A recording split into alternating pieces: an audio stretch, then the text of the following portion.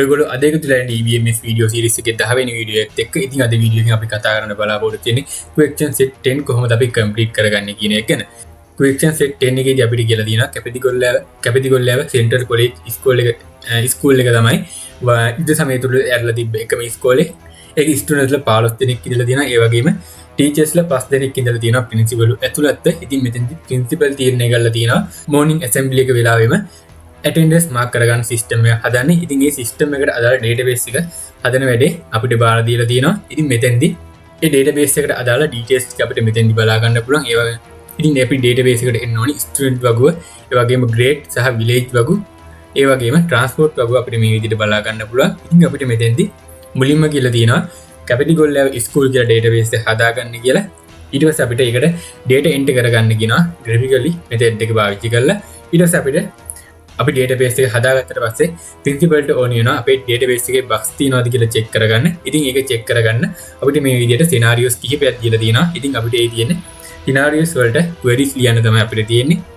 6 පන්ති ඉගෙන ගන්න ස්ටුඩන්ට්ලා select කරගන්න කියලා තියෙනවා. ඉතින් ඒකට අපිට join queries පාවිච්චි කරන්න කියලා තියෙනවා. ඒ වගේම අපිට දෙවෙනි ප්‍රශ්නේ කියලා තියෙනවා පදවිය ගමේ ඉඳලා බස් එකේ එන ස්ටුඩන්ට්ලාගේ birthday එක select කරගන්න කියලා තියෙනවා. ඒ වගේම තුන්වෙනි ප්‍රශ්නෙන් අපිට කියලා තියෙනවා මිහින්තලේ ඉඳලා පයින් එන 9 පන්ති ඉගෙන ගන්න ස්ටුඩන්ට්ලාගේ නම් ටික සිලෙක්ට් කරගන්න කියලා. ඉතින් ඒ විදිහට තමයි අපිට අපේ question set 10 එක අපිට බලා ගන්න හම්බෙන්නේ. ඉතින් දැන් බලමු කොහොමද අපි question set 10 කොහොමද අපි complete කරගන්නේ කියලා.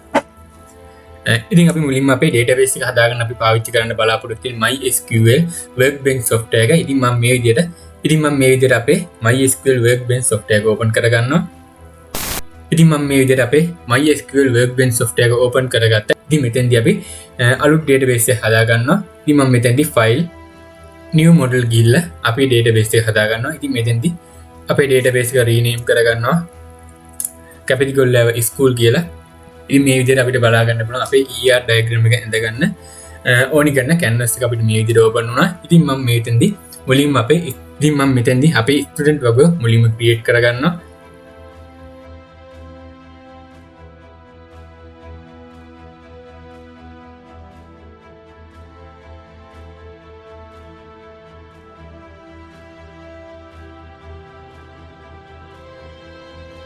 ඉතින් මම මේ විදිහට අපේ student table එක හදාගත්තා. ඊළඟට අපිට තියෙන්නේ අපේ grade table එක හදාගන්න එක. ඉතින් මම මේ විදිහට අපේ grade table එක හදාගන්නවා.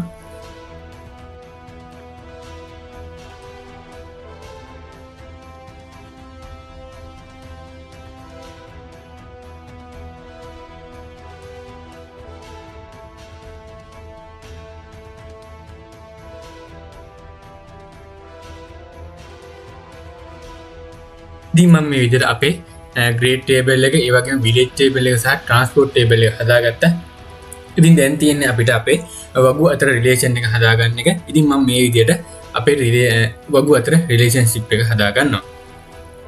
ඉතින් මෙතෙන්දී අපිට student කෙනෙකුට තියෙන්න පුළුවන් එක transport method එකයි, ඒ වගේම එක transport method එක ශිෂ්‍යයෝ කිහිප දෙනෙකුට තියෙන්න පුළුවන්. ඉතින් ඒ හින්දා අපිට මෙතෙන්දී one to many relation එකක් තමයි පාවිච්චි කරන්න හම්බෙන්නේ. ඉතින් මම මේ විදිහට අපේ ඒ one to many relation එක දාගන්නවා. ඒ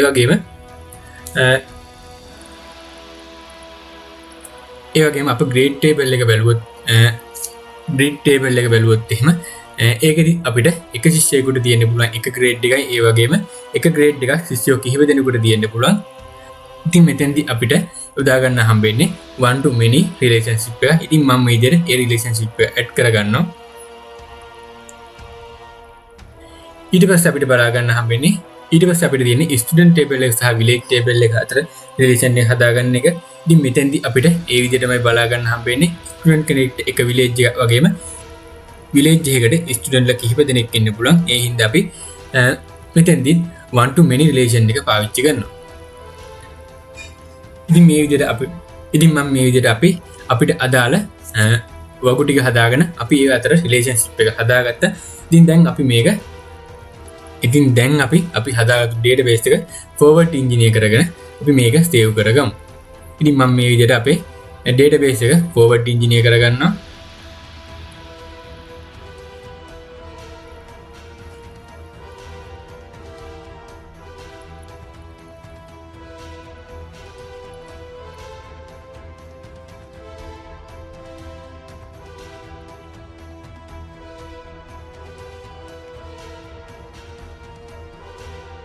ඉතින් මේ විදිහට අපිට බලා ගන්න පුළුවන් අපේ Graphically ස්කූල් කියන database එක මේ විදිහට create වෙලා තියෙනවා. ඉතින් අපිට ඒකෙදි අපි හදාගත්තු table ටික අපිට මේ විදිහට බලා ගන්න පුළුවන්. ඉතින් දැන් තියෙන්නේ අපිට ඉතින් මම අපේ table වලට data enter කරගන්න අපේ Heady SQL software එක පාවිච්චි කරනවා. ඉතින් මම මේ විදිහට අපේ Heady SQL software එක open කරගන්නවා.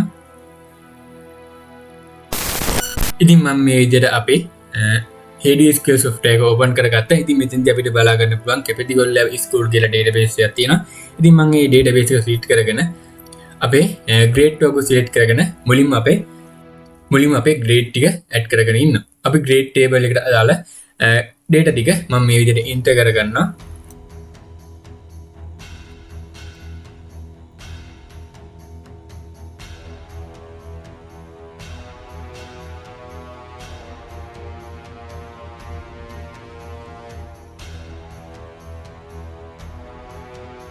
ඉතින් මම මේ විදිහට අපේ grade table එකට අදාළ data ටික insert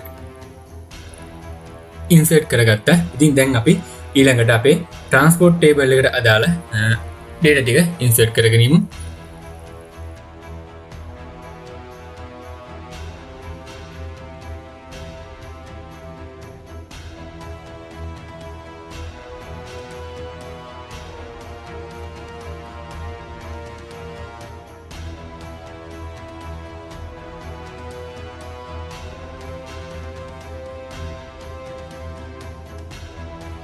ඉතින් මම මේ විදිහට අපේ transport table එකට අදාළ data ටික මම මේ විදිහට insert කරගත්තා.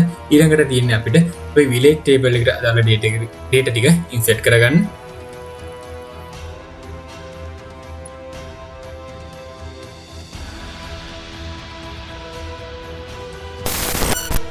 ඉතින් මම මේ විදිහට අපේ village table එකට අදාළ data ටික enter කරගත්තා. ඉතින් දැන් තියෙන්නේ අපේ student table එකට අදාළ data ටික insert කරගන්න. ඉතින් මම මේ විදිහට අපේ student table එකට අදාළ data ටික මම මේ විදිහට enter කරගන්නවා.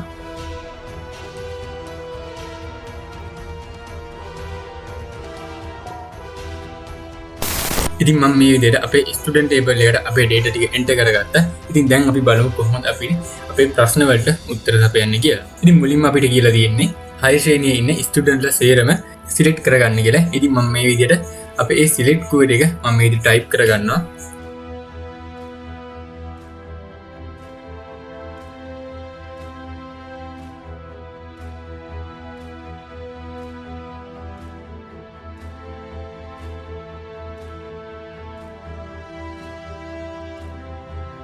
ඉතින් මම මේ විදිහට අපේ පළවෙනි ප්‍රශ්නෙට අදාළ query එක මම මේ විදිහට type කරගත්තා. ඉතින් මෙතෙන්දී මම කියලා තියෙනවා ශ්‍රේණිය 6 වෙන ස්ටුඩන්ට්ලා සේරම select කරගන්න කියලා මම මේ query එකෙන් කියලා තියෙනවා. ඉතින් මේ විදිහට මම අපේ query එක execute කරගත්තට පස්සේ අපිට බලා ගන්න පුළුවන් 6 වසර ඉන්න ස්ටුඩන්ට්ලා සේරම මේ විදිහට අපිට බලා ගන්න පුළුවන්.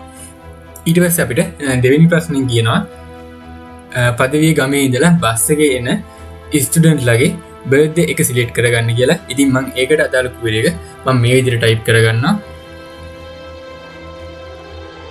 ඉතින් මම මේ විදිහට අපේ දෙවෙනි ප්‍රශ්නෙට අදාළ query එක මේ විදිහට type කරගත්තා. ඉතින් මම මෙතෙන්දී කියලා තියෙනවා අපේ student table එකේ ඉන්න ගම පදවිය වෙච්ච ඒ වගේම transport method එක බස් එක වෙච්ච ස්ටුඩන්ට්ලා තෝරලා දෙන්න කියලා. ස්ටුඩන්ට්ලාගේ birthday එක තෝරලා දෙන්න කියලා මම මේ query එක ලියලා තියෙනවා.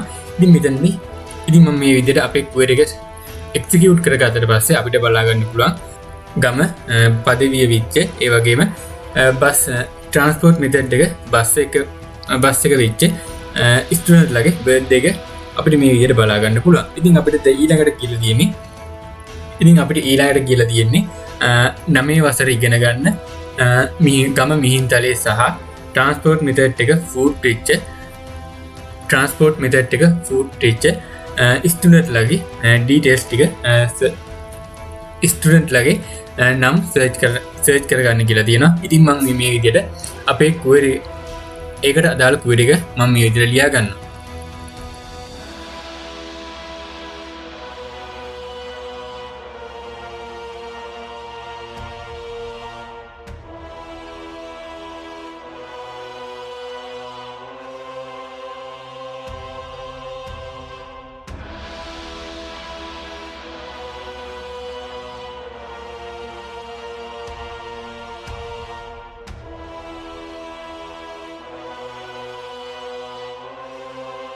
ඉතින් මම මේ වගේ විදිහට අපේ තුන්වෙනි ප්‍රශ්නෙට අදාළ query එක මම මේ විදිහට ලියාගත්තා.